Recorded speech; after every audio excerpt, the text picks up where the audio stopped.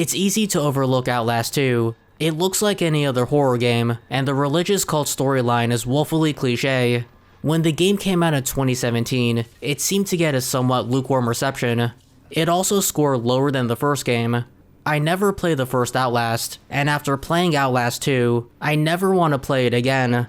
Not because it was bad, mind you, but because it was so goddamn terrifying. Outlast 2 has some great set pieces that feel like scenes from a horror movie. You'll hide under a bed praying that you won't get spotted by a deranged villager, crawl under bathroom stalls as an invisible entity looks for you, and you'll be chased by a monster in a school hallway.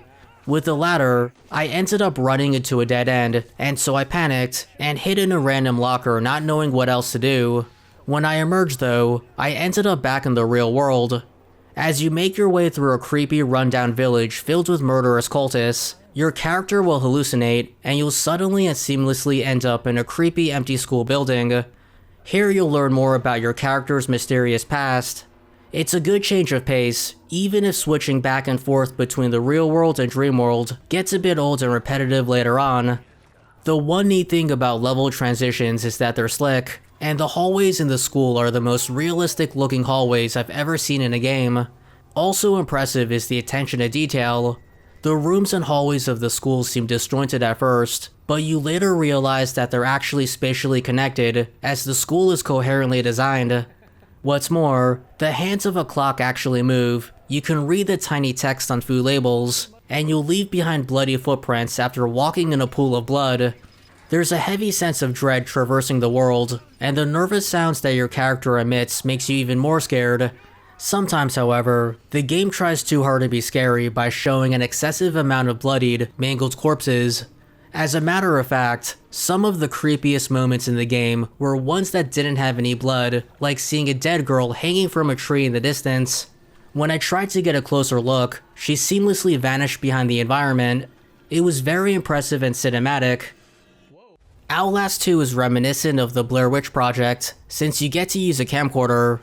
It has both night vision mode and a built-in microphone that lets you hear enemies from afar and through walls. This gives you a little peace of mind that there are no enemies nearby, but this can't be abused. The video camera can run out of batteries, so you'll need to replace them and find new ones scattered around the environment. Now this sounds like a chore, but thankfully it's not, and you can find enough batteries along the way. You can even find them in the dreamlike school level, which is nice but silly. The whole camera mechanic is helpful but very video gamey, and equally so are the copious amount of letters lying around that provide backstory. Not only is this an extremely tiring and overused trope, but a lot of the letters were just religious ramblings that made me skip reading letters entirely. This is probably why I had no idea what the game's story and ending were all about. Another grievance is that sometimes I felt cheap when enemies spotted me, since they either seemed to know where I was, or they wouldn't leave the area until I moved and activated a trigger point. Other times, there were scripted moments where enemies were supposed to find me. This caused me to die one time when an enemy instantly spawned behind me and killed me while I was pushing a bookshelf. Sometimes you'll have to push things out of the way during a chase sequence. The chases themselves are tense and thrilling, but it was always annoying whenever I had to push or pull on something, since I always did it too late, which resulted in my death.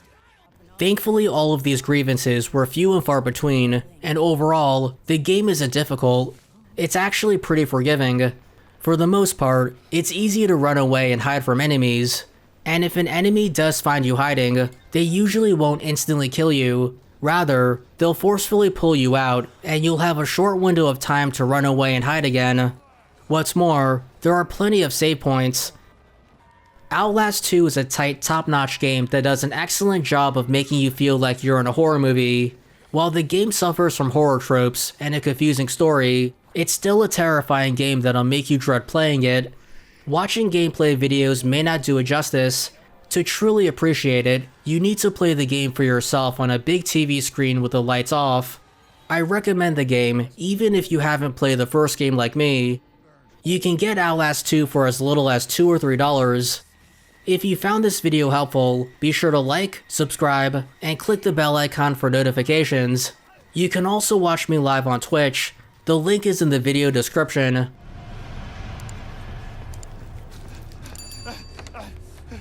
Okay, camcorder.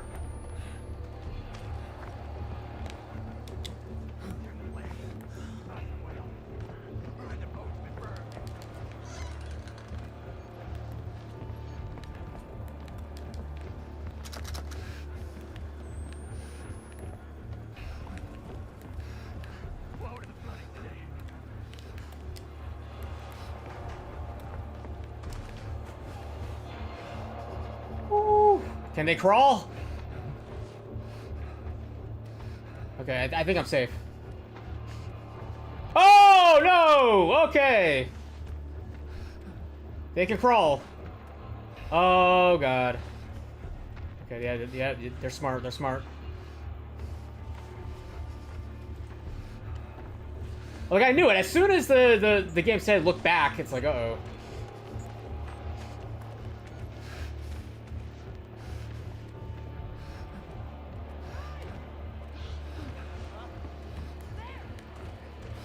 Oh,